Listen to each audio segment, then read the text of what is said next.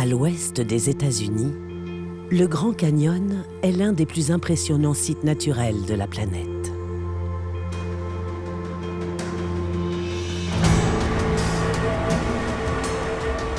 Creusé pendant des millions d'années par les eaux du fleuve Colorado, il est le témoin de l'histoire géologique de la Terre.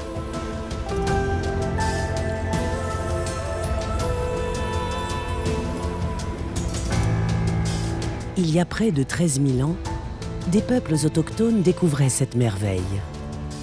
Aujourd'hui, le canyon est bien plus qu'un paysage majestueux pour eux.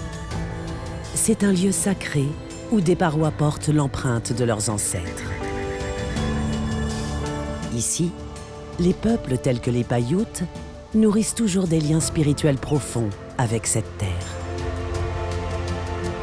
En arpentant ces reliefs escarpés, les premiers explorateurs européens ont découvert, contre toute attente, une faune et une flore uniques et variées, évoluant depuis des siècles dans cet environnement exceptionnel. De nos jours, si des condors planent dans le ciel avec majesté, c'est grâce à des efforts de conservation qui les ont sauvés de l'extinction.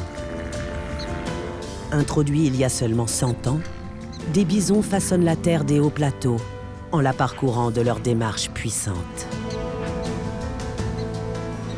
À chaque altitude, un biotope spécifique s'est constitué, fruit d'une patiente adaptation de la nature au contraste de température et de climat. Les rives nord du canyon, plus fraîches et humides, ont ainsi vu l'émergence de superbes forêts de pins, tandis que les rives arides du sud doivent se contenter de cactus et de genévriers. Les écureuils de Kaibab, endémiques des forêts du nord du canyon, laissent la place aux écureuils des rochers du sud.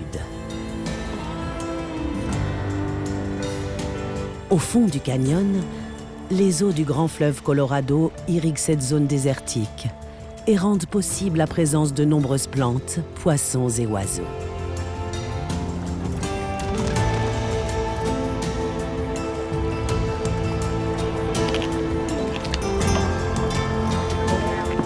Mais aujourd'hui, les pressions s'intensifient.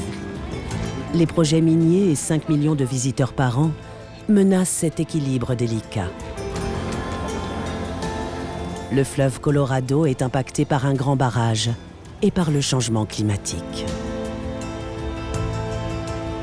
Heureusement, depuis 1919, un parc national protège la majeure partie des terres du Grand Canyon, ainsi que sa faune, sa flore et les droits des communautés autochtones. Mais face aux défis multiples, ce joyau naturel peut-il encore préserver son équilibre écologique ?